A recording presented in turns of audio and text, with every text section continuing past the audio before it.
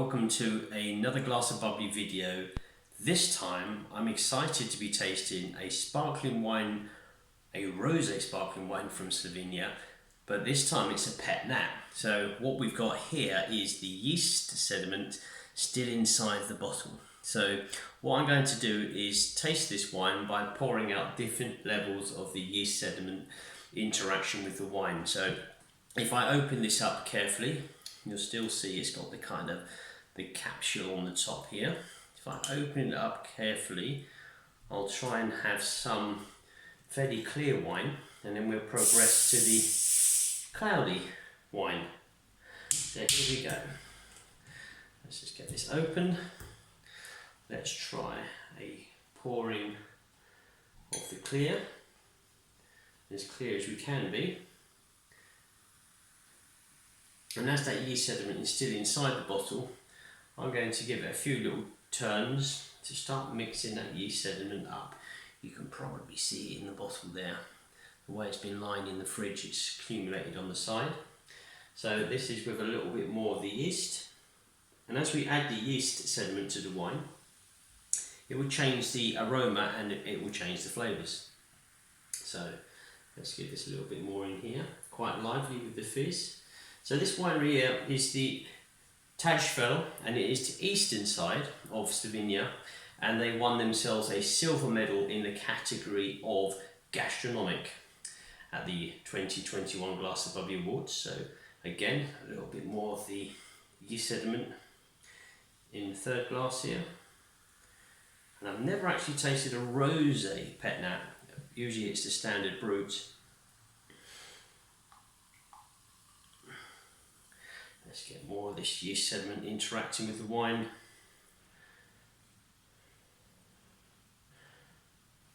Go for the fourth glass.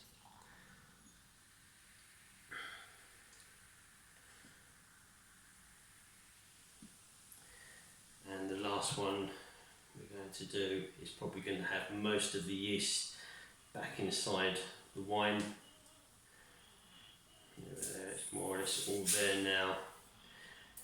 Mixing away, and let's pour that last glass so you'll see the different kind of levels of cloudiness in the wine. So this was the wine here that we've chosen,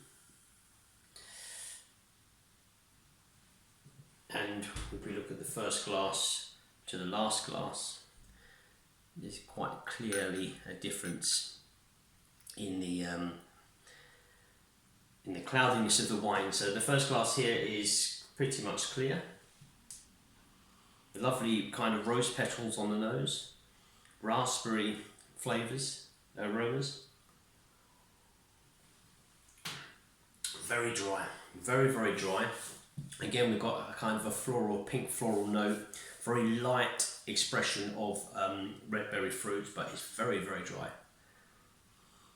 A touch more of a yeasty, you can certainly get that yeasty element on the nose.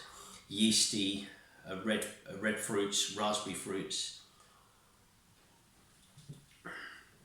Still dry, still quite zesty with the red berry fruits, but you've got a touch of silkiness where the yeast is coming into play.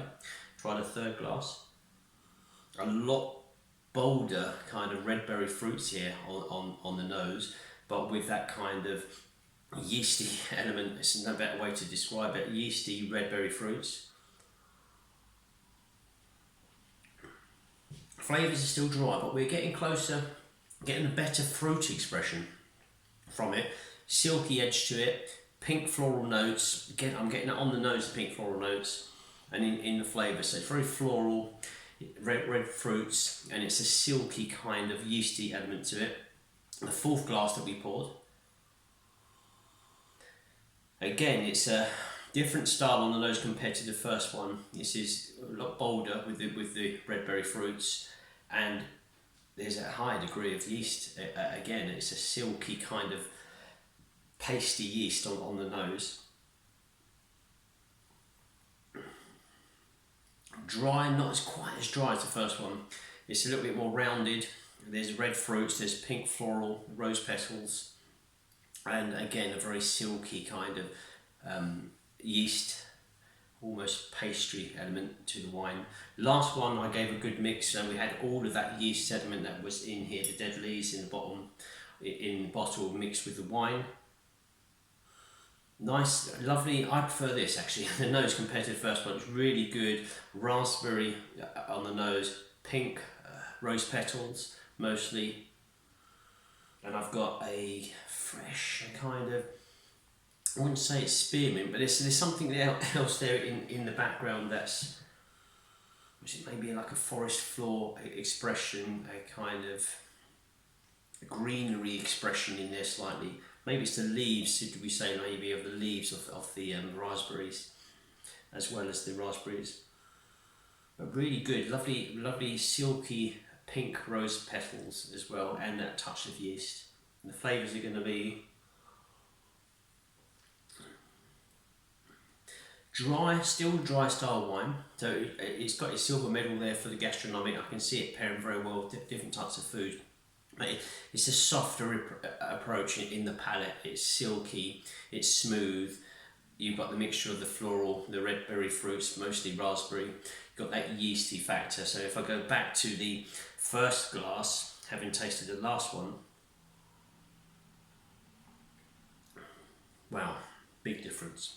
This is clean, clear, mostly red berry fruits, a zestiness. Whereas the last one is like kind of floral, yeasty, silky expression with the red berry fruit still and the floral notes.